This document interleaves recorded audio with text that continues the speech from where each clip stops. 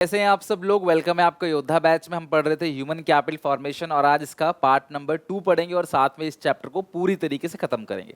I hope आप लोगों ने सोर्सेस ऑफ ह्यूमन कैपिटल के 5 पॉइंट लर्न कर लिए। अगर आपने लर्न कर लिया, अपने रिवीजन के लिए एक बार नोट जरूर करना क्लास, या आप कॉमेंट सेक्शन में भी जाके इसको लिख सकते हो। स्टार्ट करते हैं। Regulatory authority in education. कई बार होता क्या है क्लास कि रेगुलेटरी अथॉरिटी के नाम के बारे में आपको फुल फॉर्म पूछ लिया जाता है, चाहे वो हेल्थ का हो चाहे एजुकेशन का हो। अगर आप रेगुलेटरी अथॉरिटी ऑफ हेल्थ की बात करें तो उसका है ICMR, Indian council of medical research. ध्यान रखना फुल फॉर्म आईसीएमआर का Indian council of medical research. अगला है क्लास एजुकेशन में NCERT, national council of educational research and training, यानी एनसीईआरटी। और आपने बचपन से एनसीईआरटी की बुक पढ़ी है तो आई होप आप इसका फुल फॉर्म जरूर जानते होंगे। यूजीसी यूनिवर्सिटी ग्रांट कमीशन है class. AICT all India council for technical education या हायर एजुकेशन के लिए होता है बेसिकली।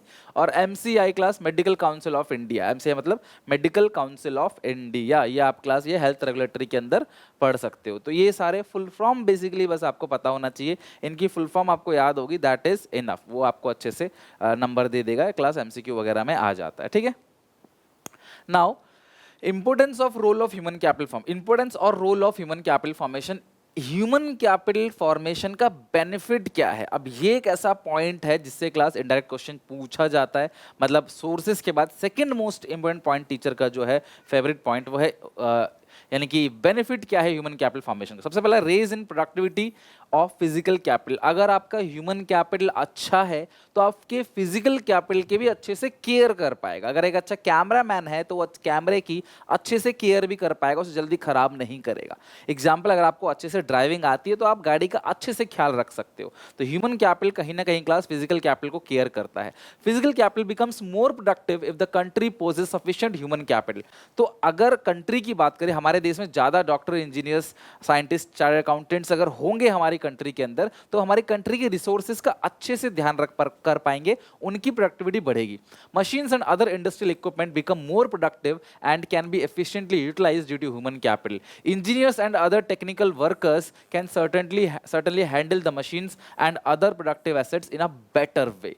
तो ये फायदा तो है। दूसरा, bring positive change in work environment class. Human capital formation जो है वो वर्क इन्वायरमेंट के अंदर एक पॉजिटिव चेंज लेके आता है, यानी कि वो नेगेटिव क्लास तरह के लोग नहीं रहते, वो अफर्मेटिव रहते हैं। वो हमेशा ही सोचते हैं कि यार मतलब जिनके पास ह्यूमन कैपिटल है ना, वो पॉजिटिव रहते हैं। वो सोचते हैं कैसे इस काम को कर लिया जाएगा, किस तरीके से कर सकते हैं, रेदर देन उससे बचने के, राइट।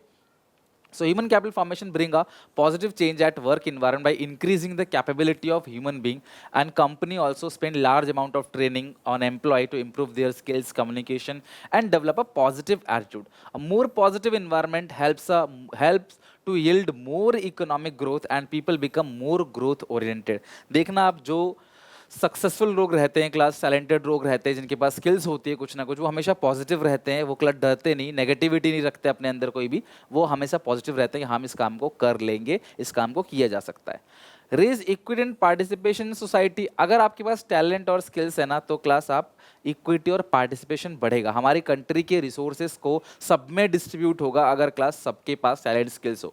हमारी कंट्री में ऐसा क्यों है? कुछ लोग बहुत गरीब है, कुछ लोग बहुत अमीर है, क्योंकि उसको proper education, proper health, proper training उन गरीब लोगों को मिलता ही नहीं है। उनको एक्सपोजर ही नहीं मिलता। वो जहाँ रहते हैं वहाँ पे क्लास प्रॉपर फैसिलिटी नहीं है, ना रहने की, ना बिजली पानी की, ना खाने पीने की, और ना ही स्कूल की, ना ही हॉस्पिटल की, ना ही वहाँ फैक्ट्रीज हैं जहाँ जाके वो काम कर सकते हैं, पैसा कमा सकते हैं। आप पैसा कमाएंगे तभी अपने बच्चों को एजुकेशन दे पाएंगे अच्छे से, उनकी ह्यूमन कैपिटल फॉर्मेशन कर पाएंगे, बट वो नहीं कर पाते। सो अगर ह्यूमन कैपिटल फॉर्मेशन है तो raise equity and participation. Human capital is responsible for economic equality in society by enhancing the productive capacity of labour force. Human capital formation increase the rate of participation. Higher rate of participation, greater the degree of economic and social equality in India. तो human capital formation से economic और social equality भी हो सकती है। Social equality मतलब हर कोई इंसान क्लास बराबर वैल्यू रखेगा, और इकोनॉमिक मतलब क्या है? सबकी सैलरी के बीच का गैप इतना ज़्यादा नहीं होगा। जो इनकम इनइक्वालिटी इंडिया में है वो खत्म हो जाएगी ह्यूमन कैपिटल फॉर्मेशन से। इतना ही नहीं, सबसे इंपॉर्टेंट पॉइंट तो यही है, नए नए इन्वेंशंस होंगे, पुरानी चीज़ों में इनोवेशंस होंगी, नई नई टेक्नोलॉजी आएगी ह्यूमन कैपिटल फॉर्मेशन से। तो अगर आप ह्यूमन कैपिटल फॉर्मेशन अपने अंदर कोई टैलेंट रखते हो ना, तो क्लास आप कल को इन्वेंशन करोगे, पुरानी चीज़ों को क्लास इनोवेट करोगे, नई नई टेक्नोलॉजीज को अपग्रेड करोगे आप, ठीक है। जैसे ह्यूमन कैपिटल फॉर्मेशन था तभी तो कोविड वैक्सीन बन पाई जल्दी से जल्दी, तब सबको कोविड वैक्सीन दिया गया, नहीं तो अब तक कंट्री ठप पड़ चुकी होती। अगला class higher income and standard of living. सी बात है, ह्यूमन कैपिटल फॉर्मेशन से आप ज़्यादा पैसे कमाते हो, आपके अंदर टैलेंट स्किल्स है तो आप अच्छा पैसा कमाओगे, अच्छा पैसा कमाओगे तो आपका लिविंग स्टैंडर्ड भी क्या होगा, बेहतर होगा। और इवन पॉपुलेशन ग्रोथ, हमेशा लोग कहते हैं क्लास की पॉपुलेशन बहुत बढ़ रही है, पॉपुलेशन ग्रोथ को कंट्रोल करने के लिए क्लास सिर्फ एक ही चीज़ है, एक ही है क्लास चीज़, जो है क्लास एजुकेशन। लोगों को एजुकेशन दिया जाएगा तो वो समझेंगे बच्चों, दो बच्चों के बीच का गैप कितना है, और क्लास बच्चे उतने ही पैदा करेंगे जिनको अच्छे से एजुकेशन दे सके। आपने देखा होगा गरीब फैमिली में बच्चे बहुत ज़्यादा होते हैं, एक जो लेबर है उसके 4-5 बच्चे हैं, लेकिन एक अमीर आदमी जो 4-5 बच्चों को पढ़ा सकता है, लेकिन फिर भी क्लास उसके बच्चे जो है वो सोचता है एक हो दो हो। मैं अपनी कंट्री की बात कर रहा हूँ, प्लीज़ से किसी और कंट्री की तरफ लेके मत जाना, बिकॉज हर कंट्री की पॉपुलेशन अलग अलग है, तो हर कंट्री की मेंटालिटी अलग अलग है। तो अगर मैं बात करूँ इंडिया में, तो जो इंडिया की पॉपुलेशन बहुत तेज़ी से बढ़ रही है, उसको एजुकेशन देके लोगों को रोका जा सकता है, उनको फैमिली प्लानिंग क्या है ये समझा दिया जाता है, वो समझ सकते हैं कि एग्जैक्टली क्लास की एक बच्चे के पीछे कितना इन्वॉल्वमेंट होता है, किस तरीके से उनको पढ़ाई लिखाई करवाई जाती है ताकि वो सक्सेसफुल बने, राइट। सो एजुकेशन बहुत ज़रूरी है। और ऐसा देखने को भी मिला है कि जो एजुकेटेड स्टेट्स लाइक केरला में क्लास जो एजुकेटेड स्टेट्स उसमें मेल फीमेल का डिफरेंस भी बहुत जो है कम है, और 1.084 यानी 1084 फीमेल हैं 1000 मेल पे। लेकिन बाकी स्टेट्स में अगर आप देखो तो शायद डिफरेंस आपको ज़्यादा मिलेगा, मतलब कि महिला कम हैं और मेल ज़्यादा हैं। मेल डोमिनेटेड स्टेट्स हैं कई सारे, बट जो एजुकेटेड स्टेट्स हैं वहाँ देखा गया है कि महिला और मेल के बीच में भेदभाव नहीं है। क्लास महिलाओं को भी अच्छे से रखा जाता है, उनको क्लास फेटिसाइड नहीं किया जाता, मतलब पेट में उनको ख़त्म नहीं किया जाता। तो control population growth, higher level of income, standard of living बढ़ेगा, इन्वेंशंस होंगी, इनोवेशंस होगा, है ना। तो क्वेश्चन पूछ सकता है किसी एक पॉइंट के बारे में आपको, राइट। तो ये बेनिफिट है ह्यूमन कैपिटल फॉर्मेशन के, ये आपको किसी भी एक पॉइंट को डायरेक्टली और इनडायरेक्टली आपको एक्सप्लेन करने के लिए एग्जामिनेशन में आ सकता है। अच्छा, जब इतने सारे फायदे हैं ह्यूमन कैपिटल फॉर्मेशन के, तो फिर प्रॉब्लम कहाँ पे, क्यों नहीं फॉर्म हो पा रहा है इंडिया में ह्यूमन कैपिटल फॉर्मेशन? तो insufficient resources, more population, poverty, brain drain, मैंने बताया था क्लास, लोग चले जाते हैं छोड़ के इंडिया से। सरकार रिसर्च और डेवलपमेंट में बहुत कम पैसा खर्च करती है, गर्ल्स एजुकेशन को प्रमोट नहीं किया जाता, जो गवर्नमेंट स्कूल्स हैं वो अच्छे नहीं हैं, क्लास प्रॉपर स्कूल्स नहीं है, उनकी परफॉर्मेंस अच्छी नहीं है। और हमारे कंट्री में एक सबसे बड़ी प्रॉब्लम जो आजकल देखने को मिलती है वो है एजुकेटेड अनएम्प्लॉयमेंट। एजुकेटेड अनएम्प्लॉयमेंट का सिंपल सा मतलब ये है कि आज हमारी कंट्री में एक प्रॉब्लम है जो कि पढ़े लिखे लोगों को भी रोजगार नहीं मिलता। इंसान पढ़ने लिखने के बाद भी अगर रोजगार नहीं लेगा तो कैसे जो नेक्स्ट जनरेशन है वो पढ़ाई लिखाई पे भरोसा करेंगे? खुद सोचो कि भाई देखो फलाना बंदे का बेटा पढ़ लिख के गया लेकिन नौकरी नहीं मिली उसको।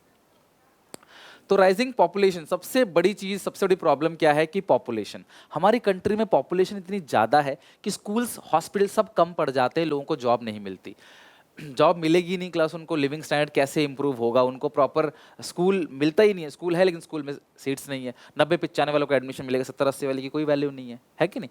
तो rapidly rise in population adversely affect the quality of human capital formation in developing country. It reduce per capita availability of existing facility. जो 100 लोग हैं, एक स्कूल है, तो 100 लोगों पे एक स्कूल है, अगर मान लो सीट उसमें 50 है तो 50 को तो एडमिशन हो ही नहीं पाएगा कहीं ना कहीं, तो क्या करेंगे? तो स्कूल हॉस्पिटल प्रॉपर होने चाहिए ताकि एडमिशन हर किसी का हो, किसी का ऊपर वाले कॉलेज में, किसी का नीचे, वो चलता है, लेकिन हर किसी का प्रॉपर एडमिशन हो सके, ठीक है। A large population require huge investment in education and health। तो जितनी ज़्यादा पॉपुलेशन होगी सरकार को एजुकेशन हेल्थ पे उतना ज़्यादा खर्च करना पड़ेगा। तो ये भी एक प्रॉब्लम है, पॉपुलेशन ज़्यादा है, सरकार जितना भी खर्च करती है वो कहीं ना कहीं कम पड़ जाता है। अगला है long term process. Human capital formation class कोई शॉर्ट टर्म प्रोसेस नहीं है। आपका टैलेंट, आपका स्किल्स डेवलप होता है 10, 15, 20 साल में, कई बार 5-5, 10-10 साल लग जाते हैं बच्चे की पढ़ाई के बाद भी अपने अंदर टैलेंट स्किल डेवलप करने के लिए। तो ये कोई इंस्टेंट प्रोसेस नहीं है कि तुरंत मेरे अंदर ह्यूमन कैपिटल आ गया।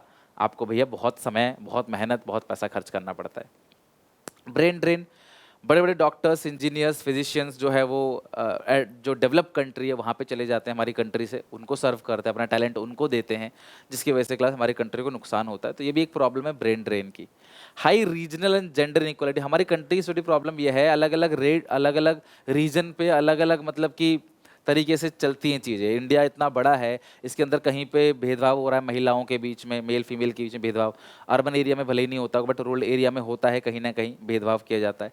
रीजनल और जेंडर इनइक्वालिटी हमारी कंट्री में देखने को मिलता है। किसी स्टेट में अच्छा परफॉर्मेंस है, किसी स्टेट में बहुत सारे स्कूल्स हैं, किसी स्टेट में बहुत सारे स्कूल्स नहीं है। तो इस तरीके से किसी स्टेट का हेल्थ इंफ्रास्ट्रक्चर बहुत अच्छा है, किसी स्टेट का हेल्थ इंफ्रास्ट्रक्चर बहुत खराब है। ये प्रॉब्लम है। Insufficient on the job training in agriculture. हमारी कंट्री में एग्रीकल्चर को तो सोचते हैं लोग ऐसे ही हो जाता है, खेतीबाड़ी तो सिंपल कोई भी उठा के खेतीबाड़ी कर लेगा, बट उसके लिए पढ़ाई होती है, उसके लिए ट्रेनिंग होती है, वो हमारी कंट्री में मिलता ही नहीं है। High level of poverty. हमारी कंट्री में बेरोजगारी इतनी है, इंसान बच्चों को पढ़ाएगा कहाँ से? स्कूल की और हॉस्पिटल की फीस ही अफोर्ड नहीं कर पाता। अब मान लो एक गरीब इंसान है, वो कह रहे हैं बच्चे को स्कूल भेजूंगा तो पैसा लगेगा, इससे अच्छा उसे कंपनी में भेजूंगा काम करने के लिए, फिर कोई ना कोई छोटा मोटा काम करेगा, चाइल्ड लेबर कराएगा उससे, तो कुछ पैसे कमा के घर लेके आएगा। तो इसीलिए क्लास वो सोचते हैं भैया हम पढ़ाई लिखाई हमारे बस की बात नहीं है। ह्यूमन कैपिटल और ह्यूमन डेवलपमेंट में बहुत डिफरेंस है, ठीक है, दोनों देखने में सेम लग रहा है, बट डिफरेंस क्या है? ह्यूमन कैपिटल बेसिकली एक शॉर्ट टर्म के लिए होता है कि आपके अंदर कोई चीज़ डेवलप कराई जा रही है ताकि क्लास उससे आपको उससे पैसे कमा सके, उस काम को सिखा के आपसे पैसे कमा सके। लेकिन ह्यूमन डेवलपमेंट क्लास इस सोच पे चलता है कि हर एक इंसान को हेल्थ और एजुकेशन मिलनी चाहिए, इर्रेस्पेक्टिव कल को वो पैसे कमाए ना कमाए, बट वो एजुकेटेड रहे ताकि वो सही गलत का चयन कर सके, क्राइम ना करे, कोई ऐसी एक्टिविटी ना करे जो गलत हो, जो देश में भले इनकम जनरेट नहीं कर रही, बट हाँ उसको एजुकेशन मिलना चाहिए। क्या एजुकेशन सिर्फ पैसे कमाने के लिए करते हैं हम लोग? क्या आपके घर वाले सिर्फ आपको पैसे कमाने के लिए एजुकेशन दे रहे हैं? ऐसा होता तो अमीरों के बच्चे पढ़ते ही नहीं स्कूल में, कभी भी अमीर स्कूल होते ही नहीं, महंगे वाले। तो ह्यूमन कैपिटल और human development are related concept, but there is a clear difference between them. Human capital consider करता है कि एजुकेशन और हेल्थ जो है वो एक जरिया है जिससे हम क्लास प्रोडक्टिविटी को बढ़ा सकते हैं। ये एक नैरो कॉन्सेप्ट है which treat human beings as a means to achieve higher productivity. मतलब कि आप लोगों को ट्रेनिंग देकर, एजुकेशन देकर, अच्छी हेल्थ देकर उनकी प्रोडक्टिविटी को बढ़ा सकते हो। अगर लेबर बीमार है तो अच्छी प्रोडक्टिविटी नहीं कर पाएगा। Investment in education and health is unproductive if does not enhance the output of goods and services. तो भाई अगर आप हेल्थ दे रहे हो, एजुकेशन दे रहे हो, आउटपुट ही नहीं बढ़ रहा, उसका प्रोडक्शन ही नहीं बढ़ रहा, तो वो बिल्कुल बेकार है, ऐसा सोचता है human capital. But human development is idea based on that education and health are integral part of human being well being, because only when people have ability to read and write and lead a long and healthy life.